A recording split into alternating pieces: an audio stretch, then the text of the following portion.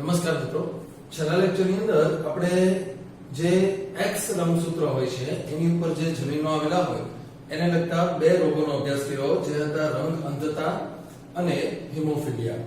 હવે આપણે આગળ એવા રોગો વિશે ચર્ચા કરવા જઈ રહ્યા છીએ જે એવા જનીનોની ખામીથી થાય છે કે જે દૈહિક રંગસૂત્રો ઉપર સ્થિત થયેલા હોય છે.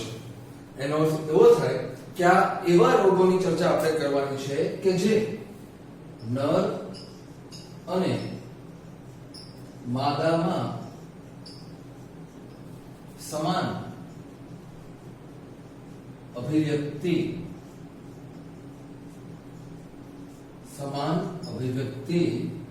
દર્શાવે છે. એક્સ રંગસૂત્રના જે રોગો વિશે આપણે ચર્ચા કરતા હતા ત્યારે આપણે જે ચાર્ટ બનાવતા હતા એમાં આપણે નર અને માદા એવી સંતતિઓને અલગ પાડીને બતાવતા હતા, એની ટકાવારી પણ અલગ આવતી હતી. આ બધા જે રોગો આપણે સમજવાના છીએ એમાં આવું કરવાની જરૂર રહેશે નહીં. માત્ર સંતતિનો પ્રકાર જે રોગિષ્ટ છે, વાહક છે કે સામાન્ય છે એ જ આપણે ચર્ચા કરીશું. સૌથી અગત્યની વાત એ છે કે અહીંયા આપણે એ બધા જ રોગો વિશે પહેલા સમજીએ કે કયા રોગો કેવા હોય છે અને પછી આપણે એના વારસા માટે કેટલાક વિશિષ્ટ પ્રકારના ચાર્ટ એની ચર્ચા કરીશું. તો આવા જે રોગો આપણે સમજવાના છે એવા રોગોની અંદર સૌથી પહેલો જે રોગ આપણે સમજીએ છીએ એ છે sickle cell anaemia. Sickle cell anaemia જોઈ લઈએ કે આ રોગમાં શું થાય છે. તો સૌથી પહેલી વાત એ છે કે સિકલ સેલ એનિમિયા એ હિમોગ્લોબિનની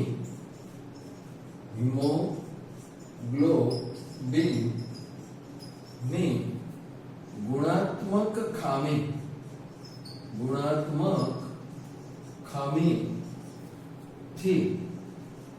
થાય છે. હિમોગ્લોબિનની ગુણાત્મક ખામી એટલે શું, પહેલા આપણે એની ચર્ચા કરીએ. તો આપણી અંદર જ્યારે કોઈ પણ પદાર્થની ખામી જ્યારે જોવા મળે તો એ બે પ્રકારની હોઈ શકે છે, ગુણાત્મક અથવા માત્રાત્મક.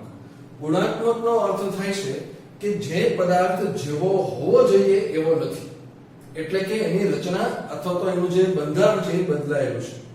માત્રાત્મકનો અર્થ થાય છે કે જે પદાર્થ જેટલો હોવો જોઈએ એટલો નથી, એટલે કે એનું પ્રમાણ ઘટ્યું છે અથવા તો કેટલાક સંજોગોમાં પ્રમાણ વધ્યું છે.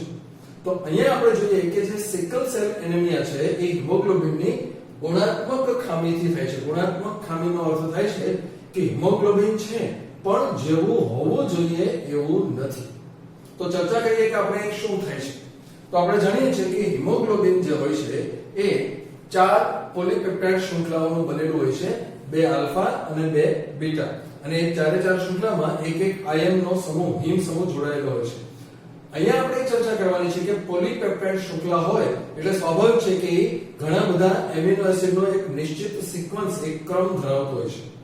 તો અહીંયા જે પ્રોબ્લેમ ઊભો થાય છે એ શું છે એ સમજી લઈએ આપણે કે હિમોગ્લોબિન જે હોય છે એની બીટા શૃંખલા જે હોય છે, બીટા શૃંખલામાં જે 6th એટલે કે છઠ્ઠો એમિનો એસિડ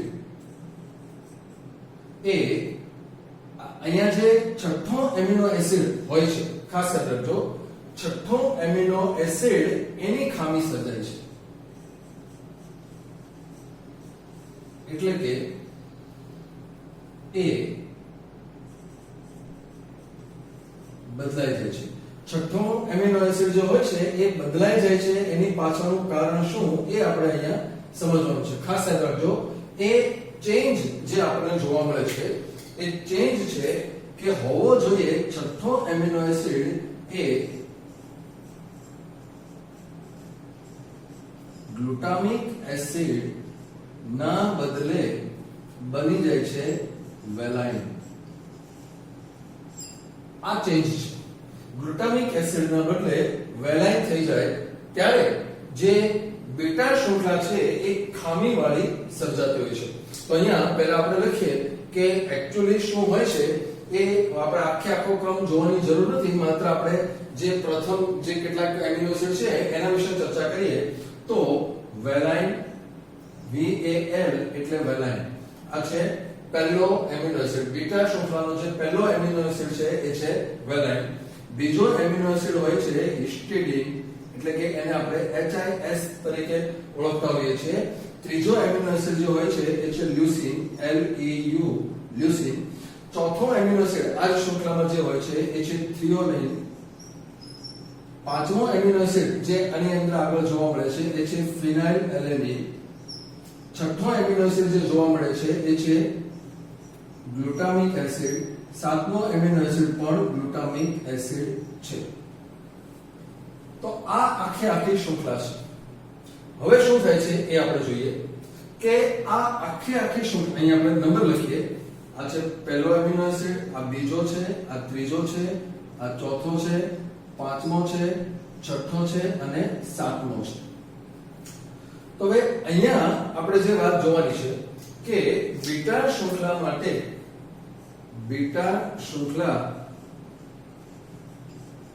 માટે જે સામાન્ય જનીન હોય છે, સામાન્ય જનીન શું હોય છે એના વિશેની ચર્ચા આપણે પહેલા અહીંયા કરી લઈએ. તો સામાન્ય જનીન જે હોય છે એ આમ છે. માત્ર આપણે એનો છઠ્ઠો સંકેત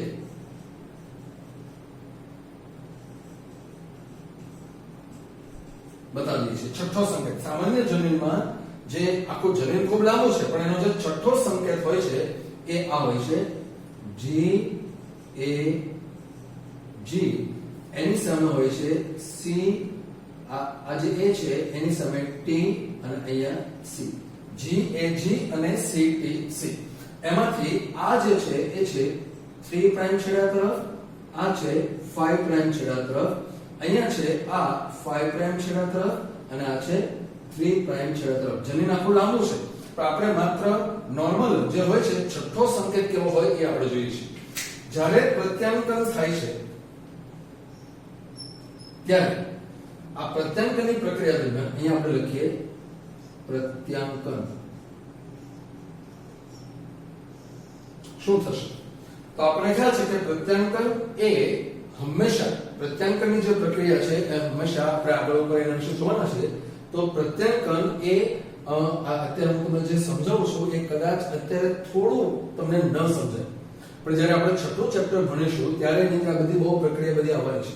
આપણને ડીએનએ વિશે ખ્યાલ છે, 5 પ્રાઇમ 3 પ્રાઇમ બધું ખ્યાલ છે. પ્રત્યાંકન થવાને કારણે જનીન ઉપરથી mRNA બનતો હોય છે. તો જ્યારે mRNA બને છે એ હંમેશા 5 થી 3 દિશામાં બને છે.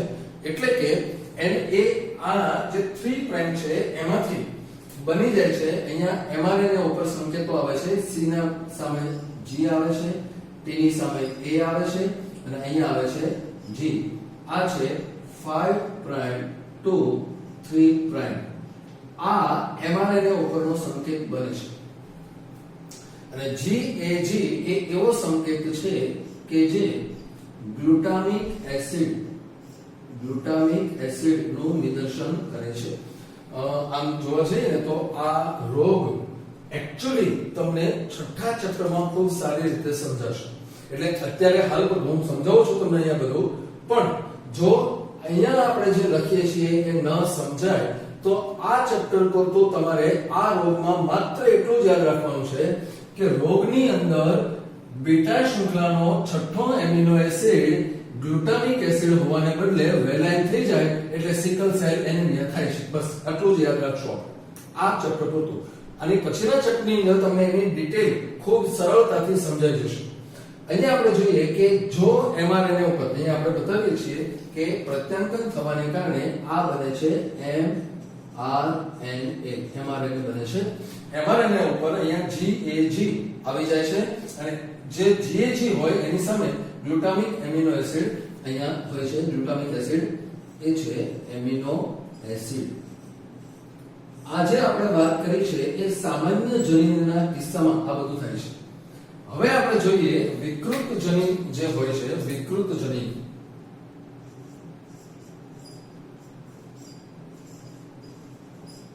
શું હોય છે? વિકૃત જનીનની વાત આપણે જો કરીએ તો આપણે જે ખ્યાલ આવે છે એ આ છે કે અહીંયા જે 6th જે છે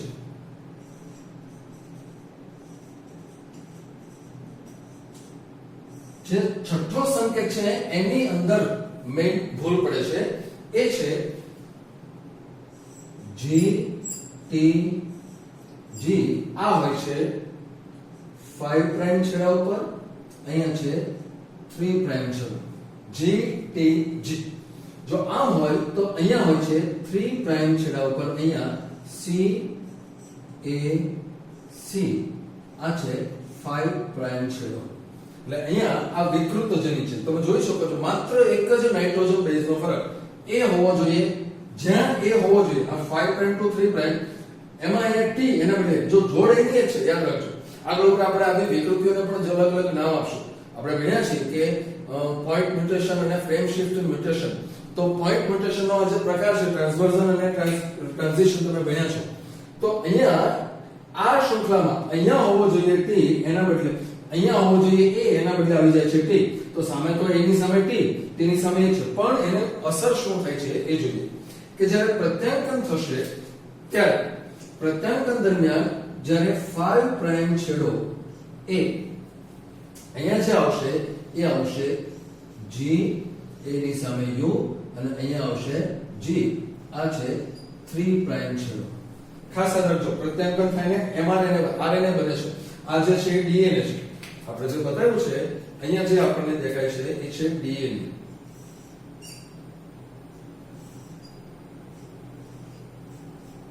લખીએ કે આ DNA છે, આ DNA છે, આ DNA છે, એટલે એની સામે ટી, તેની સામે છે. પણ RNA માં થાઇમિનને બદલે યુરેસિલ હોય છે. તો અહીંયા આ બને છે એક ક્રમ આવો બને છે GG, હોવો જોઈએ GAG, એના બદલે બને છે GUG. અને આપણે આગળ જોશું કે જો mRNA ની ઉપર જો GUG સંકેત હોય તો એમિનો એસિડ VAL એટલે કે વેલાઇન હોય છે. તો આવી પરિસ્થિતિ સર્જાય છે. DNA માં ખામી થવાને કારણે DNA માં છઠ્ઠા સંકેતની અંદર આ સંકેત શું છે, ક્રમ શું છે, બધું જ આપણે છઠ્ઠા ચેપ્ટરની અંદર સમજવાનું છે. અહીંયા આપણે માત્ર એની પ્રાથમિક ચર્ચા કરી રહ્યા છીએ. તો આવી ઘટના બને છે, પરિણામ શું આવે છે એ જોઈએ આપણે. તો જે સામાન્ય જનીન જે છે એના માટે આપણે અહીંયા લખીએ છીએ HBA સંકેત વપરાય છે HBA, અને જે વિકૃત જનીન છે એના માટે HBS. આ S સિકલ સેલ ઉપરથી લેવામાં આવેલો છે HBS. વિકૃતિ આ છે HBA માંથી બની જાય છે HBS. તો જો આ જનીન હશે, નોર્મલ જનીન હશે, તો આવી પ્રક્રિયા થશે.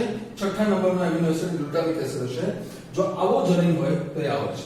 હવે આપણે જોઈએ છીએ કે જે પરિણામ છે, જે વ્યક્તિઓ છે એ આવા હોય છે. વ્યક્તિ જે કોઈ પણ જે સજીવ છે, સજીવ એટલે કે વ્યક્તિની અંદર એની 3 શક્યતાઓ છે. 3 શક્યતાઓ એ આપણે આ રીતે બતાવીએ કે એક વ્યક્તિ પાસે 2 જનીન હાજર હોય છે, જેને આપણે અલીલ તરીકે ઓળખીએ છીએ. અલીલ જેને કહેવામાં આવે છે. તો અહીંયા એ જોઈએ આપણે કે આવા જે અલીલો હોય છે એ વ્યક્તિ પાસે 2 હોય છે. એ 2 આ રીતે હોઈ શકે HBA. પહેલી શક્યતા છે. બીજી શક્યતા છે HBS. ત્રીજી શક્યતા છે HBS. આ રીતે. તો હવે શું જોશું કે આવા સંજોગોની અંદર જે રક્તકણો છે, હિમોગ્લોબિન રક્તકણોમાં આવેલું હોય છે, એની ચર્ચા આપણે અહીંયા કરી રહ્યા છીએ કે આવા વ્યક્તિ કે જે તંદુરસ્ત હોય છે, તંદુરસ્ત વ્યક્તિ છે, આ વ્યક્તિઓ વાહક તરીકે ઓળખાય છે, અને આ વ્યક્તિઓ રોગિષ્ટ તરીકે આપણે ઓળખીએ છીએ. શું થશે એ સમજી લઈએ કે જે HBA વ્યક્તિઓ હોય છે એના બધા જ રક્તકણો આવા નોર્મલ હશે. નોર્મલ રક્તકણો છે. અહીંયા આપણે જોઈએ છીએ આ રક્તકણો નોર્મલ છે. ગોળાકાર દ્વિઅંતરગોળ જેવા હોય એવા જ હોય છે. આવા જે વ્યક્તિ હોય છે એના અડધા રક્તકણો નોર્મલ હશે, પરંતુ બાકીના અડધા રક્તકણો એ ખામીયુક્ત હશે. એટલે અહીંયા આપણે આ બતાવીએ છીએ રક્તકણો. ત્રીજી બાબત જોઈએ કે જે રોગિષ્ટ વ્યક્તિ હશે એના બધા જ રક્તકણો ખામીયુક્ત છે. આ જે રક્તકણો બતાય છે અહીંયા આપણને આ રક્તકણો છે. આ રોગની ખાસ વિશેષતા એ છે કે જે સામાન્ય વ્યક્તિઓ હોય એને કોઈ પ્રોબ્લેમ નથી. જો રોગિષ્ટ વ્યક્તિ હશે, રોગિષ્ટ વ્યક્તિ એને શું થશે તો કે જ્યારે ઓછો ઓક્સિજન હોય, ઓછો ઓક્સિજન હોય, આપણે જાણીએ છીએ 11મા ધોરણની અંદર શ્વસન તંત્ર દરમિયાન આપણે ભણ્યા છીએ કે વાતાવરણમાં ઓક્સિજનનું જે આંશિક દબાણ હોય છે એ 159 mmHg હોય છે. પરંતુ જ્યારે એ ઘટે છે ઓછા ઓક્સિજનની પરિસ્થિતિમાં આવા વ્યક્તિના જે રક્તકણો હોય છે, રક્તકણ એ દાંતરડા જેવા બની જાય છે. દાંતરડાને ઇંગ્લિશમાં સિકલ તરીકે ઓળખવામાં આવે છે. એટલે જ આ રોગનું નામ જ પડ્યું છે સિકલ સેલ એનિમિયા. શું થશે એ સમજીએ આપણે કે જે વિષમ યુગ્મી પરિસ્થિતિ હોય છે, વિષમ યુગ્મી, અહીંયા આપણે જોઈએ કે આ વિષમ યુગ્મી છે. આવા વ્યક્તિઓ જે છે એ સામાન્ય જીવન જીવી શકે, સામાન્ય જીવન જીવી શકે છે. પરંતુ એમને જે તકલીફ પડે છે આ છે કે જ્યારે એ ઊંચાઈવાળા વિસ્તારોમાં જશે, ઊંચાઈવાળા વિસ્તારો કે જ્યાં ઓછો ઓક્સિજન હોય છે, ઓછો ઓક્સિજન હોય ત્યાં શ્વાસ લેવામાં તકલીફ પડે છે. શ્વાસ લેવામાં તકલીફ પડે છે. કારણ તો કે હવામાં ઓક્સિજન ઓછો છે. આપણે ભણ્યા છીએ કે જો નોર્મલ હિમોગ્લોબિન હોય તો દરેક હિમોગ્લોબિન એ પોતે ઓક્સિજનના 4 અણુઓને પકડીને ફેફસામાંથી શરીર તરફ લઈ જાય છે. પરંતુ આવી પરિસ્થિતિમાં જે હિમોગ્લોબિનની આપણે લખીએ કે હિમોગ્લોબિનની O2 સાથે જે સંતૃપ્તતા હોય છે, સંતૃપ્તતામાં ઘટાડો થાય છે. ઓક્સિજન જેટલો ફેફસામાંથી નીકળવો જોઈએ એટલો નીકળતો નથી. પરિણામે શરીરની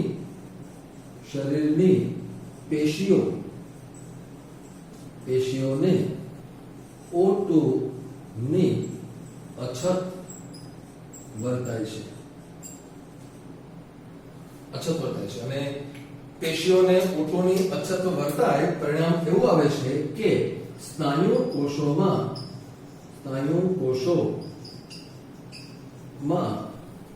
અજારક શ્વસન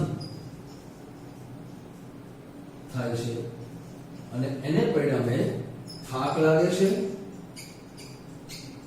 અથવા હાંફી જવાય છે.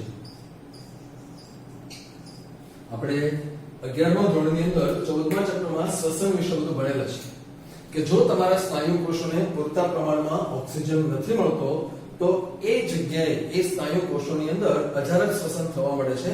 પરિણામે હાંફ લાગે છે, થાકી જવાય છે. તો આવી ઘટનાઓ એ બનતી હોય છે. આવા જે વ્યક્તિ હોય છે જે સમયુગ્મી વિકૃત જનીનો ધરાવે છે એને ખૂબ તકલીફ પડે છે. પૂરતા પ્રમાણમાં શ્વાસ લઈ શકતા નથી, એને વારંવાર ઓક્સિજનની જરૂર પડતી હોય છે, બ્લડ ટ્રાન્સફ્યુઝન કરવું પડતું હોય છે. તો આવી બધી ઘટનાઓ જે છે એ આ રોગની અંદર બનતી જોવા મળે છે. તો અહીંયા દૈહિક રંગસૂત્રો પરની ખામીમાં પહેલો જે ખૂબ અગત્યનો રોગ આપણે જોયો છે એ છે સિકલ સેલ એનિમિયા. હવે આપણે જોઈએ છીએ આના પછીનો બીજો રોગ. તો દૈહિક રંગસૂત્રોની ખામીથી જે રોગો થાય છે એમાં બીજો રોગ આપણે ભણવા જઈ રહ્યા છીએ થેલેસેમિયા. આની પહેલા આપણે સિકલ સેલ એનિમિયા હમણાં જોયો. તો યાદ રાખો કે સિકલ સેલ એનિમિયા એ હિમોગ્લોબિનની ગુણાત્મક ખામીથી થતો રોગ છે, જ્યારે થેલેસેમિયા એ હિમોગ્લોબિન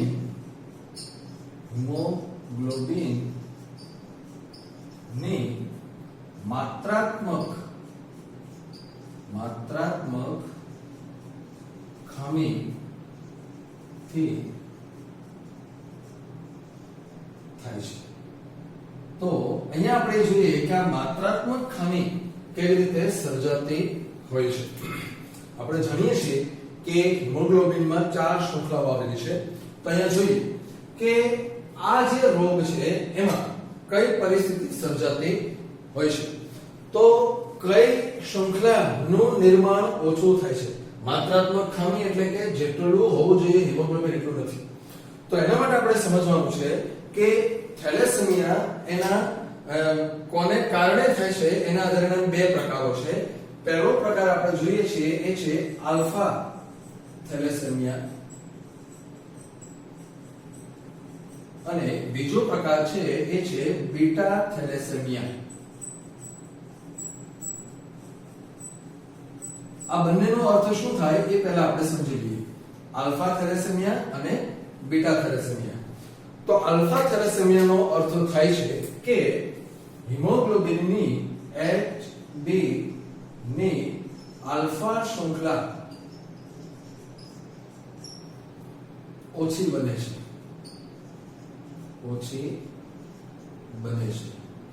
તો એ જ રીતે બીટા થેલેસેમિયામાં સમજી શકાય છે કે આ એવો રોગ છે કે જેમાં હિમોગ્લોબિનની બીટા શૃંખલા ઓછી બને છે. હવે આપણે જોઈએ કે આ પાછળનું કારણ શું છે. તો એના માટે જોઈએ કે આલ્ફા થેલેસેમિયા એટલે કે આલ્ફા શૃંખલાનો જે રોગ છે એના માટે અહીં આપણે લખીએ કે 16મી જોડ રંગસૂત્રો 16મી જોડ રંગસૂત્ર આપણી પાસે જે 23 જોડ છે એમાંથી 22 જોડ દૈહિક છે અને 1 જોડ લિંગી છે. લિંગી રંગસૂત્રમાં X અથવા Y એ જે હોય છે. તો બાકીની જે 22 છે એમાંથી 16મી જોડ જે રંગસૂત્રો હોય છે એ 16મી જોડ ઉપર આ જનીનો આવેલા છે. આ જે આલ્ફા શૃંખલા હોય છે એના માટે બે જનીનો જવાબદાર છે. એને આપણે આ રીતે બતાવીએ. ધારો કે આ 16મી જોડનું એક રંગસૂત્ર છે, તો 16મી જોડનું આ બીજું રંગસૂત્ર છે. આ રંગસૂત્ર ઉપર બે જનીનો એકદમ નજીક સંલગ્ન જોવા મળે છે. એ આપણે આ રીતે બતાવીએ. અહીંયા બે જનીનો છે, તો એ જ રીતે સેમ લોકસ પર અહીંયા બે જનીનો છે.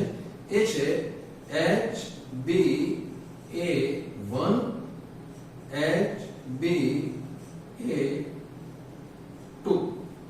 તો જેમ અહીંયા જનીનો છે એમ અહીંયા છે HBA1 HBA2. હવે જોવાનું છે કે આપણા શરીરની અંદર જેટલું પણ હિમોગ્લોબિન હોય છે એ બધા જ હિમોગ્લોબિનની અંદર જ્યાં જ્યાં પણ આલ્ફા શૃંખલા હોય છે એ આલ્ફા શૃંખલા બનાવવા માટેનું જે કામ છે એ આ 4 જનીનો ભેગા મળીને કરે છે. એટલે કે અહીંયા આ જે જનીનો છે એ જનીનોની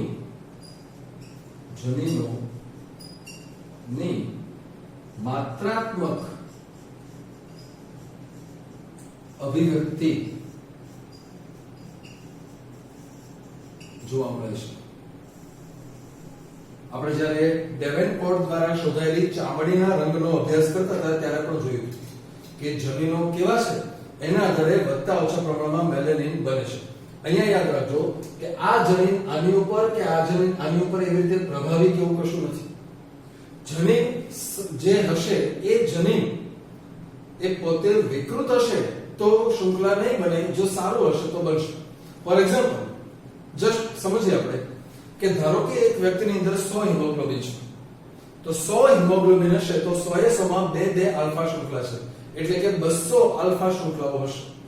200 આલ્ફા શૃંખલા જો હોય નોર્મલ વ્યક્તિની અંદર, તો અહીંયા યાદ રાખો આ ચારે ચાર જનીનો 50-50 આલ્ફા શૃંખલાઓ બનાવવા માટે જવાબદાર હશે. 50-50 કારણ ચારે એક સમાન અભિવ્યક્તિ કરે છે. હવે આની અંદર આપણે જોશું કે જેટલા જનીનો એટલે કે આ ચારમાંથી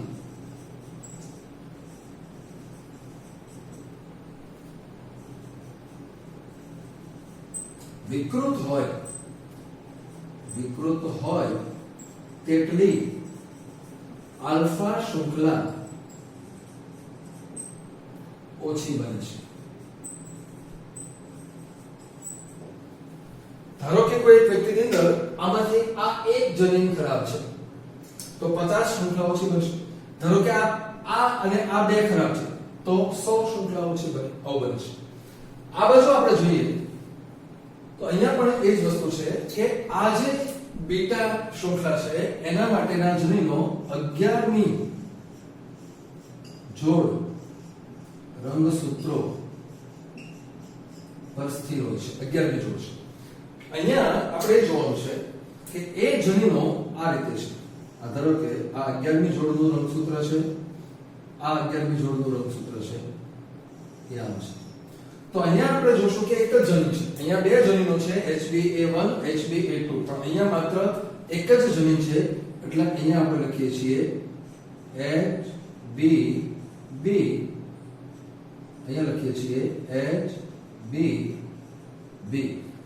જે સંકેતો આપવામાં આવ્યા છે ખાસ સમજો. પહેલો જે Hb છે એ હિમોગ્લોબિન માટે છે, અહીંયા જે A છે એ આલ્ફા માટે છે અને 1 છે એક જનીન અને 2 છે એ બીજું જનીન. એટલે કે આ બંને જનીનો આલ્ફા શૃંખલા માટે છે. અહીંયા આવું જનીન એક જ છે એટલે 1 2 લખવાની જરૂર નથી. એનો અર્થ એ થાય કે Hb એટલે હિમોગ્લોબિન અને B એટલે એની શૃંખલા બીટા શૃંખલા આ રીતે છે. તો સેમ વસ્તુ અહીંયા છે કે આ બંનેમાંથી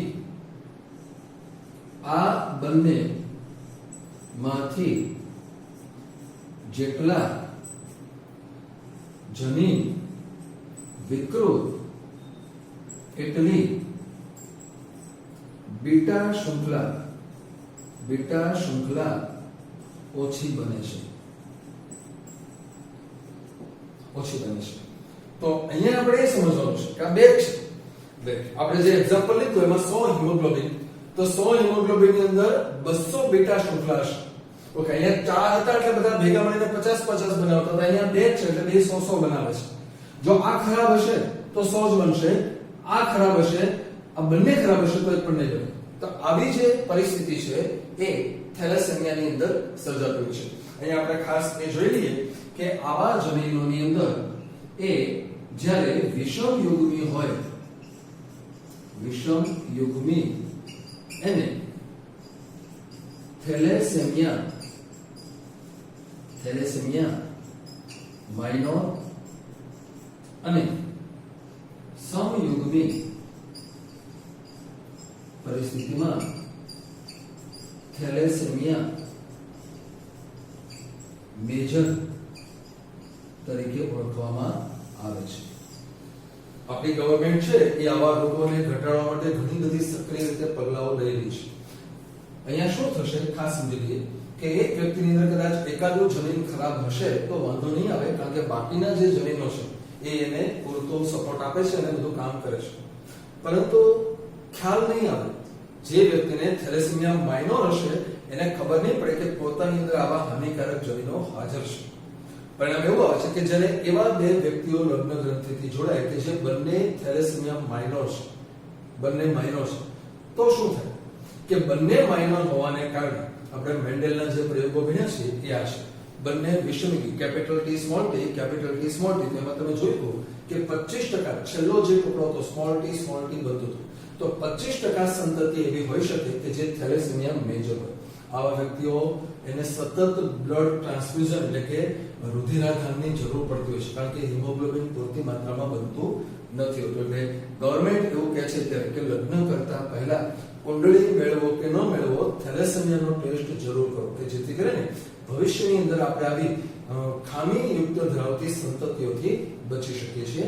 તો આ રોગ એ છે આપણો દૈહિક રંગસૂત્રની ખામીથી થતો બીજો રોગ થેલેસેમિયા. હવે આપણે જે રોગોની વાત કરવાના છીએ અહીંયા આપણે સમજી લઈએ કે અત્યાર સુધીમાં આપણે જે બે રોગ જોયા એ બંને રચનાત્મક જે હતા એવી ખામીઓ દર્શાવતા હતા. હવે આપણે જોઈએ છીએ ચયાપચયની ખામીઓ. ચયાપચયની ખામી. ચયાપચયની ખામી કોને કહેવાય પહેલા સમજી લઈએ. તો એમાં ઉત્સેચક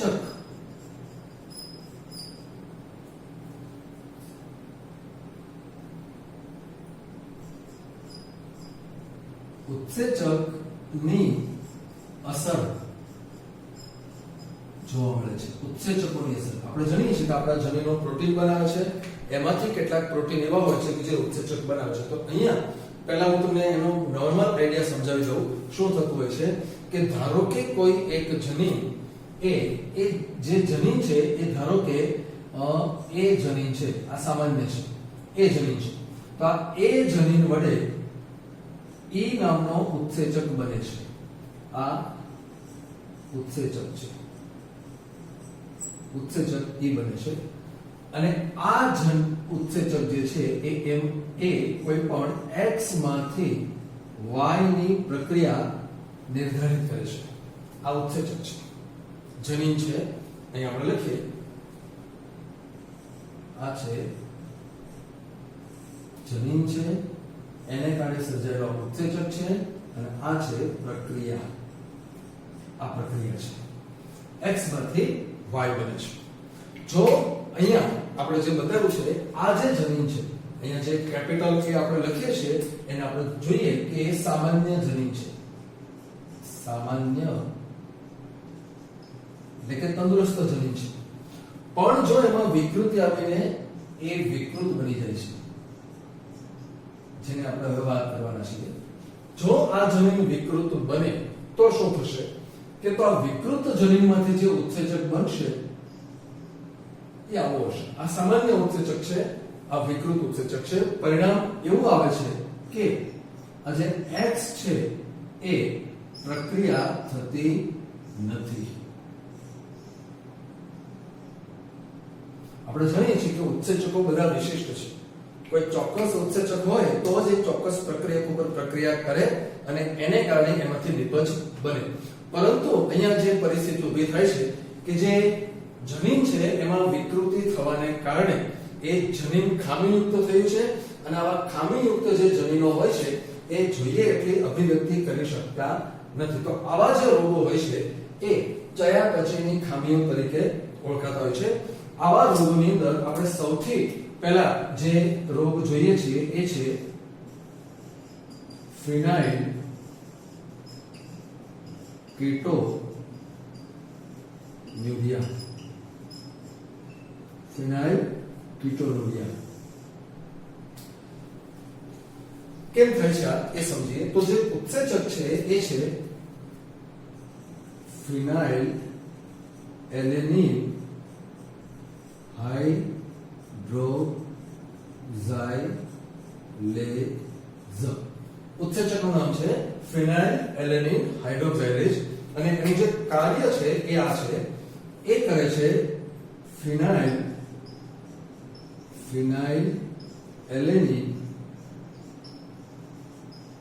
નું જે રૂપાંતર છે, ફિનાઇલ એલેનિન એનું રૂપાંતર એ ટાયરોસિન માં કરે છે. ટાયરોસિન આ ઉત્સેચકની પ્રક્રિયાથી થાય છે. પણ જો આ ઉત્સેચક ખામીયુક્ત બને તો આ પ્રક્રિયા થતી નથી.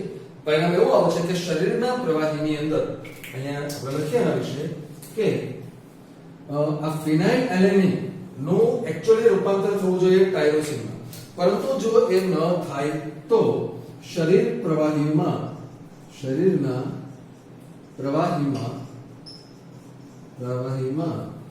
ફિનાઇલ એલેનિન વધી જાય છે.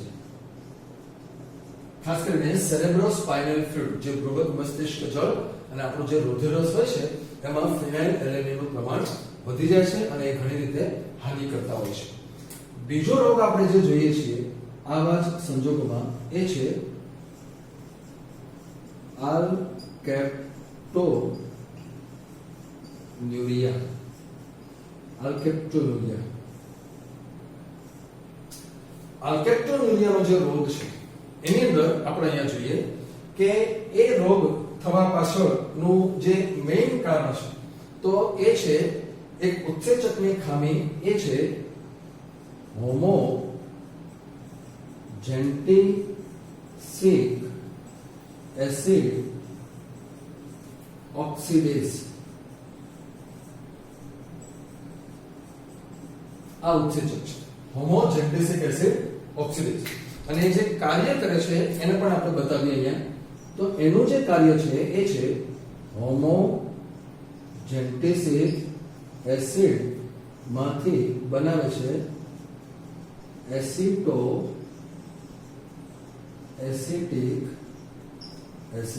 Acetic acid. પણ જો આ ઉત્સેચક ખામી વાળો બને તો સ્વાભાવિક છે કે આ પદાર્થ વધી જાય છે, ધીરે ધીરે લોહીમાં ફરતો હોય છે, લોહીમાંથી કિડનીમાં જ્યારે થાય છે ત્યારે મૂત્રમાં ઉત્સર્જન પામે છે. ખાસ રાખજો કે આવા જે વ્યક્તિ હોય છે એનું મૂત્ર જેવું હવાના સંપર્કમાં આવે એટલે કાળું પડી જાય છે. એટલા માટે આ રોગ એને બ્લેક યુરિન ડિસીઝ તરીકે ઓળખવામાં આવે છે. Black urine disease. ત્યારબાદ આપણે જોઈએ ત્રીજો રોગ જે આના સંદર્ભમાં છે એ છે અવર્ણતા. અવર્ણતા અથવા એને આલ્બિનિઝમ તરીકે ઓળખવામાં આવે છે. આલ્બિનિઝમ. તો આલ્બિનિઝમ માટે જવાબદાર જે પરિસ્થિતિ છે એ છે એક ઉત્સેચક જેનું નામ છે ટાયરોસિનેઝ.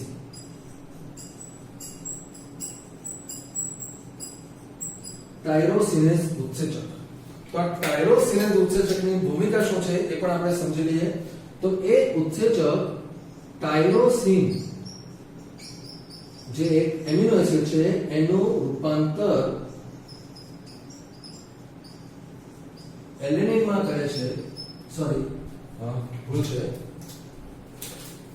ટાયરોસિન નું રૂપાંતર મેલેનિન માં કરે છે. આપણે લખીએ મેલેનિન, કે જે આપણી ચામડીને રંગ આપે છે. હવે આ જન્મજાત ખામી છે, ખાસ યાદ રાખો. જનીન પહેલેથી ખરાબ છે. આવા સંજોગોમાં શું થશે કે બાળક જન્મથી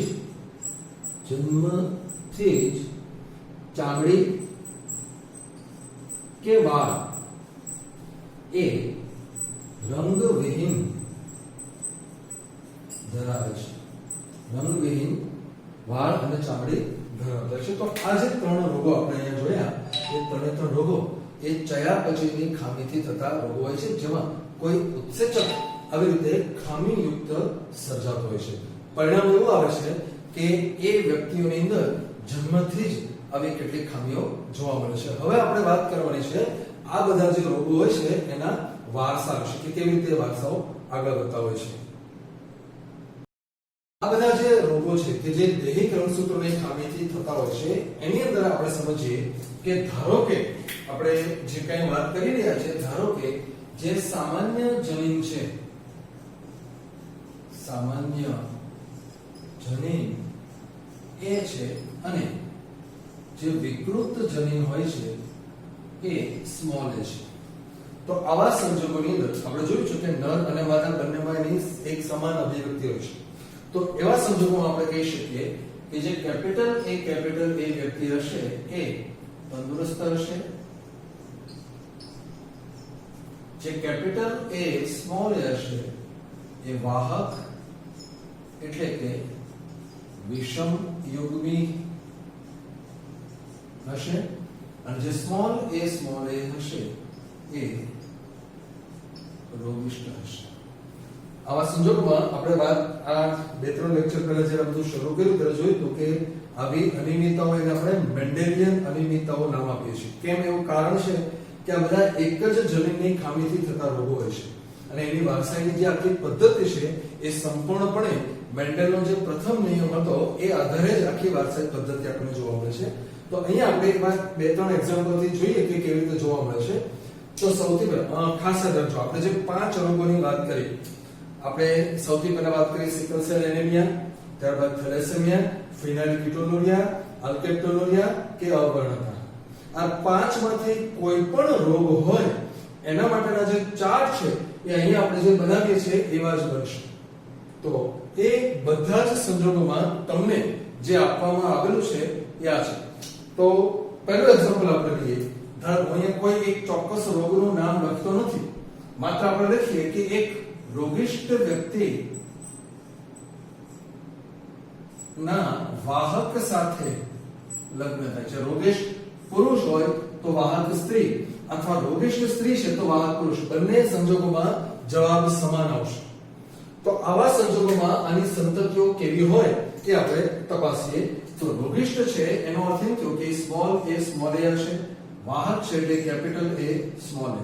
તો અહીંયા રોગિષ્ટ વ્યક્તિના બધા જ જે જન્યુઓ છે એમાં સ્મોલ a જનીન હાજર હશે. જે વાહક છે એ બે પ્રકારના જન્યુ બનાવશે.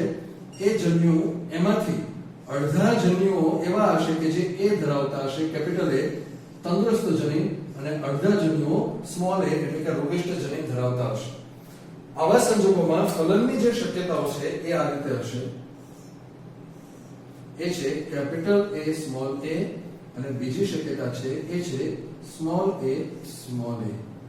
તો અહીંયા આ વ્યક્તિ જે છે એ વાહક હશે અને આ વ્યક્તિ એ રોગિષ્ટ હશે. તો અહીંયા આપણે કહી શકીએ કે જે જન્મજાત ખામીઓ હોય છે એમાં આપણે કહી શકીએ કે જે રોગિષ્ટ વ્યક્તિ હોય, અત્યારે આપણે જે એક્ઝામ્પલ લીધા છે એ એવા એક્ઝામ્પલ છે બધા કે જેમાં તંદુરસ્ત જનીન પ્રભાવી છે અને જે વિકૃત જનીન હોય છે પ્રચ્છન્ન છે. પ્રભાવી વિકૃતિ ધરાવતા જનીનોના રોગો આપણે અભ્યાસક્રમમાં લીધા નથી એનસીઆરટી પ્રમાણે, એટલે આપણે એની ચર્ચા અત્યારે કરવી નથી. પણ આવા સંજોગોમાં આપણે કહી શકીએ કે જો વિકૃત જનીન પ્રચ્છન્ન હોય અને કોઈ વ્યક્તિ રોગિષ્ટ હોય તો એની બધી જ સંતતિઓ ઓછામાં ઓછી વાહક હશે. ઓછામાં ઓછી વાહકનો અર્થ આપણે જાણીએ છીએ કાં વાહક અને કાં રોગિષ્ટ. તમે જુઓ છો રોગિષ્ટ છે, વાહક છે, એટલે કે આવી સંતતિનું જે પ્રમાણ છે એ A અથવા એની કહી શકાય 50% 50%. બીજા સંજોગોમાં આપણે વાત કરીએ થોડી, તો જો બે વાહક વ્યક્તિઓના લગ્ન થશે, આપણે હમણાં જે વાત કરી thalassemia minor, thalassemia minor, thalassemia minor એટલે એક્ચ્યુઅલી વાહક હોય છે. તો આવા સંજોગોમાં શું થશે એ પણ સમજી લઈએ. તો વાહક એટલે હશે કેપિટલ A સ્મોલ a, આ પણ કેપિટલ A સ્મોલ a. તો બે પ્રકારના જન્યુઓ કેપિટલ A અને સ્મોલ a. અહીંયા પણ બે પ્રકારના જન્યુઓ કેપિટલ A અને સ્મોલ a. ફલનની જે શક્યતાઓ છે આપણે જાણીએ છીએ બધું મેન્ડેલ પ્રમાણે, જે શરૂઆતના લેક્ચર્સમાં આપણે જોયું હતું એ પ્રમાણે આ હશે કેપિટલ A કેપિટલ A, આ હશે કેપિટલ A સ્મોલ a, આ હશે કેપિટલ A સ્મોલ a, અને અહીંયા હશે સ્મોલ a સ્મોલ a. ત્યાં આપણે મેન્ડેલ વખતે એક્ઝામ્પલ ટી લેતા હતા, ઊંચા છોડ અને નીચા છોડ. તો capital T small t, capital T small t, capital T capital T, capital T small t, capital T small t અને સ્મોલ t સ્મોલ t. તો આ જે વ્યક્તિ હશે એ સામાન્ય હશે, આ છે વાહક હશે અને આ રોગિષ્ટ હશે. પ્રમાણ છે 1:2:1, અથવા કહી શકો 25%, 50% અને 25%.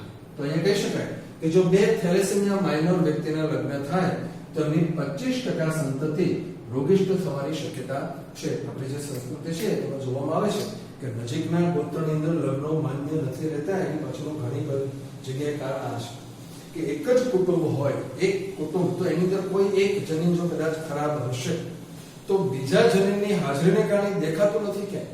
પણ આવા જ સગોત્ર જો થાય લગ્ન તો એ બંનેની અંદર એક જનીન ખરાબ હશે, પરિણામે એમની 25% સંતતિની અંદર આવા રોગિષ્ટ સંતાનો જન્મવાની શક્યતા રહેલી હોય છે.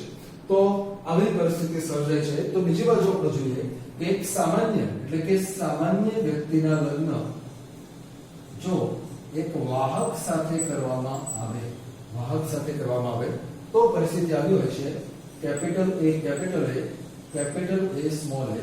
અહીંયાથી બધા જ જન્યુઓમાં કેપિટલ A હશે અહીંયા બધા જન્યુમાં કેપિટલ, અડધામાં કેપિટલ એ, અડધામાં સ્મોલ એ. આવી રીતે હશે.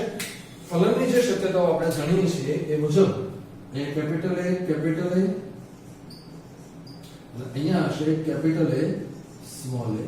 એટલે કે એક પ્રમાણ 1:1 50% અને 50% આવી સંપત્તિ છે. તો અહીંયા આપણે બીજું એક વાક્ય આવું બનાવી શકીએ કે આવા રોગોમાં જો કોઈ એક વ્યક્તિ તંદુરસ્ત હોય, તો એના લગ્ન વાહક સાથે થાય કે રોગિષ્ઠ સાથે, ખાસ યાદ રાખજો, એ વધુમાં વધુ વાહક હશે.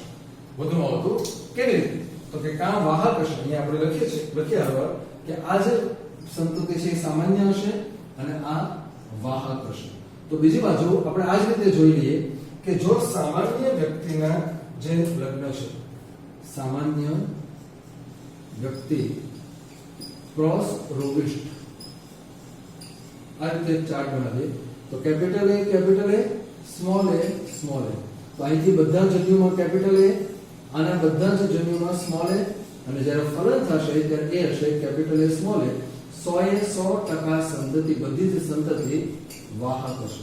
તો તમે જોઈ શકો છો અહીંયા કે સામાન્ય વ્યક્તિ, જે તંદુરસ્ત વ્યક્તિ, જેના બંને જન્યુઓ સારા છે, એના લગ્ન વાહક સાથે થાય કે રોગિષ્ઠ સાથે, એની સંતતિ કોઈ દિવસ પૂરેપૂરી રોગિષ્ઠ હોતી નથી.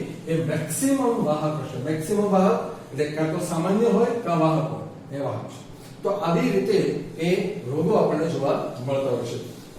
જે X રંગસૂત્રના રોગોમાં જેમ આપણે જોયું હતું એ જ રીતે તમે અહીંયા પણ ઘણા બધા ચાર્ટ બનાવી શકો. જેમ કે તમે આ રીતે લઈ શકાય કે સામાન્ય ક્રોસ સામાન્ય, પછી વાહક ક્રોસ સામાન્ય, ત્યારબાદ રોગિષ્ઠ ક્રોસ સામાન્ય. આ પહેલો ચાર્ટ બનાવ્યો છે. બીજો ચાર્ટ તમે આ રીતે બનાવી શકો. હવે આપણે લઈએ વાહક ક્રોસ. જો ખાસ યાદ રાખજો, અહીંયા પાછું સામાન્ય લેવાની જરૂર નથી, કારણ કે વાહક ક્રોસ સામાન્ય તો આવી જ ગયું છે. એટલે અહીંયા આપણે લખીએ વાહક ક્રોસ વાહક અને વાહક ક્રોસ રોગિષ્ઠ. આ રીતે બીજો ચાર્ટ બની શકે. અને છેલ્લે રોગિષ્ઠ ક્રોસ રોગિષ્ઠ. આ એક જ ચાર્ટ બનાવશો. કારણ તો કે રોગિષ્ઠ ક્રોસ વાહક એ અહીંયા આવી જ ગયું છે. જો રોગિષ્ઠ ક્રોસ વાહક અને રોગિષ્ઠ ક્રોસ સામાન્ય પણ અહીંયા આવી ગયું છે. 1 2 3 4 5 અને 6 અલગ અલગ ચાર્ટ બનાવીને તમે એની બધી જ સંતતિઓ કેવી હોઈ શકે એની માહિતી લઈ શકો છો. તો આવી રીતે છેલ્લા 2 લેક્ચર્સની અંદર આપણે જે જનીનોની ખામીથી જે રોગો થાય છે એના વિશેની ચર્ચા કરી. આવતા લેક્ચરની અંદર આપણે રંગસૂત્રોની સંખ્યાને કારણે જે રોગો થાય છે, આપણે એના સંખ્યાની અનિયમિતતાના પ્રકારો જોઈ લીધા છે. આપણે એન્યુપ્લોઇડી, યુપ્લોઇડી, હાઇપરપ્લોઇડી, હાઇપોપ્લોઇડી એ બધા નામ આપણે જાણીએ છીએ. પણ એને કારણે જે કેટલાક રોગો થાય છે એવા રોગો વિશે પણ આપણે સમજીએ કે જે માનવ સમાજમાં જનરલી સામાન્ય રીતે જોવા મળતા હોય છે. તો એવા બધા રોગો વિશેની ચર્ચા આપણે પછી નેક્સ્ટ ટાઈમ કરીશું. આજના લેક્ચરની અંદર આપણે જે કંઈ ચર્ચાઓ કરી છે એનું બોર્ડ વર્ક તમે આ વિડીયોના જે ડિસ્ક્રિપ્શન છે એમાં નીચે જે લિંક આપેલી છે એના પર તેની PDF કોપી તમે ડાઉનલોડ કરી શકો છો. Thank you.